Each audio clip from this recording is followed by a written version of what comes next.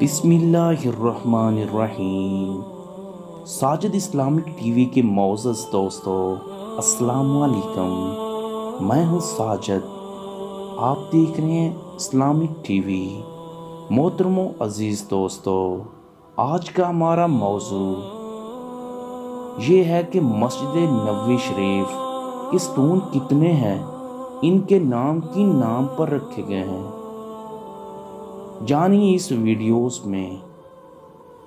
قبل اس وقت video start کرنے سے پہلے تمام ناظرین سے ریکویسٹ ہے کہ آپ ہمارے چینل کو ضرور سبسکرائب کریں اور بیل آئیکن پر بھی پریس کر لیں تاکہ فیوچرز میں آنے والی ویڈیوز آپ کو ہر وقت اور بر وقت ملتی رہیں۔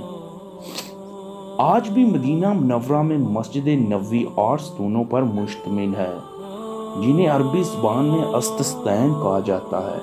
ان میں سے ہر ستون کی جالی پر اس اوقات کے کہلوانے والے نام سنہری حروف کے ہرے رنگ میں درج ہے۔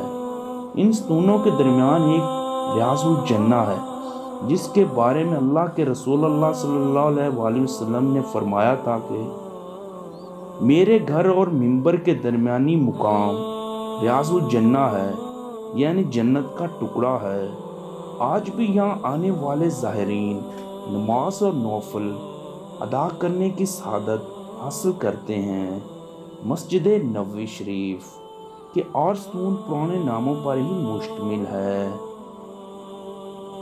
ان ستونوں کے ساتھ عہد نبوی سے کئی تاریخی واقعات وابستہ ہیں۔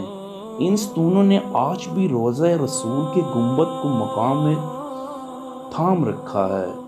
عہد نبوت کے زمانے میں یہ ستون کھجوروں کے تنوں پر مشتمل تھے، جو بعد میں باقاعدہ تعمیراتی مواد سے بنائے گئے۔ 1400 سال کے دوران کھجوروں کے تنوں سے بنے ہوئے ستون پتھروں میں تبدیل ہو گئے۔ مسجد نبوی کے استستین کے نام پر وہ دور جو نبوت کے دور میں اس کے نام لیے جاتے تھے آج بھی موجود ہیں۔ ان میں سے ہر ایک ستون کے ساتھ کوئی نہ کوئی واقعہ یا قصہ وابستہ ہے۔ پیارے دوستو، اگر ہم پہلے ستون کی بات کریں تو اس کو ستون مخلوقہ کہا گیا ہے۔ یہ ستون نبی پاک صلی اللہ علیہ وسلم کے مصلی شریف کی ایک علامت ہے، جسے المطیب یا المطیر بھی کہا جاتا ہے۔ اس ستون کے پاس صحابہ کرام کی نماز تواتر کے ساتھ ملتی ہیں۔ سلمہ بن اکوع کی روایت کے مطابق المخلوقہ ستون محراب نبوی شریف میں واقع ہے۔ اس پر جعلی الفاظ میں ستون مخلوقہ کے الفاظ درج ہیں۔ روایت کے مطابق رسول اللہ صلی اللہ علیہ وسلم نے اس جگہ پر نوافل ادا فرمایا کرتے تھے۔ نمبر 2، ستون سیدہ عائشہ۔ یہ ستون، یہ منبر قبر رسول اور قبائل کے طرف سے تیسرا ستون ہے۔ یہ ستون مہاجرین کے نام سے جانا جاتا ہے۔ مہاجرین یہاں پر جمع ہوتے اور سیرت کی کتب میں لکھا ہے کہ طویل قبائل کے بعد آپ صلی اللہ علیہ وسلم یہاں پر نماز ادا فرماتے۔ اس کے بعد آپ محراب کی طرف متوجہ ہوئے۔ حضرت ابو بکر صدیق، حضرت عمر فاروق اور ابن زبیر رضی اللہ اجمعین بھی وہاں پر نوافل ادا کرتے تھے۔ ستون توبہ، یہ منبر کا چوتھا، قبر کا دوسرا اور قبلے کا تیسرا ستون ہے۔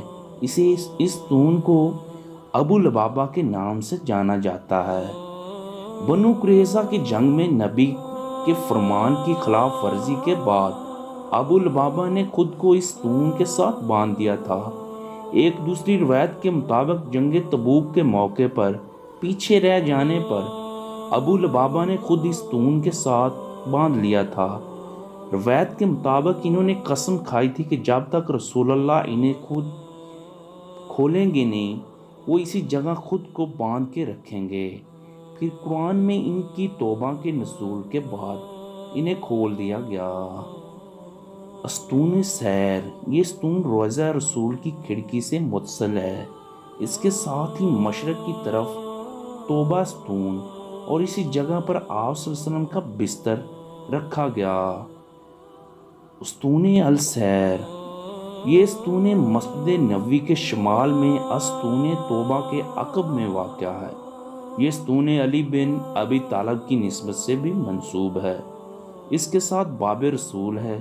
یہاں پر حضرت علی رضی اللہ تعالی عنہ مسجد کی پہرہ داری کے لیے بیٹھا کرتے تھے۔ استون وفد، یہ استون مسجد نبوی کے شمال استون الحرز کے پیچھے واقع ہے۔ نبی کریم صلی اللہ علیہ وسلم عربوں کے وفد سے ملاقات کے لیے یہاں تشریف فرما ہوتے تھے۔ بعد میں یہ جگہ آپ کے صحابیہ کی مجلس سے بھی مشہور ہوئی۔ استون مقام جبرائیل، یہ استون مسجد نبوی کے شمال مغربی کونے میں ہے۔ یہ استون دیوار حجرہ میں بنایا گیا۔ المراب استون کے ساتھ ہی باب فاطمہ ہے۔ استون تہجد، یہ استون مسجد کے شمال سے حجرہ فاطمہ کے عقب میں واقع ہے۔ اسی میں محراب واقع ہے۔ اسی کے بائیں جانب باب عثمان، جسے باب جبرائیل کا نام بھی دیا جاتا ہے، موجود ہیں۔ یہاں سے حضور صلی اللہ علیہ وآلہ وسلم ایک چھوٹی چٹائی لے کر نکلتے اور بیت علی کے عقب میں پہنچ کر نماز ادا فرماتے۔ زیادہ تر تہجد کی نماز یہاں پر ادا فرماتے۔ کسی صحابی نے انہیں وہاں سے تہجد ادا کرتے دیکھا تو انہوں نے بھی نماز ادا کی، صحابہ کو بھی جمع کر لیا۔ جب صحابہ زیادہ ہو گئے تو چٹائی مانگی۔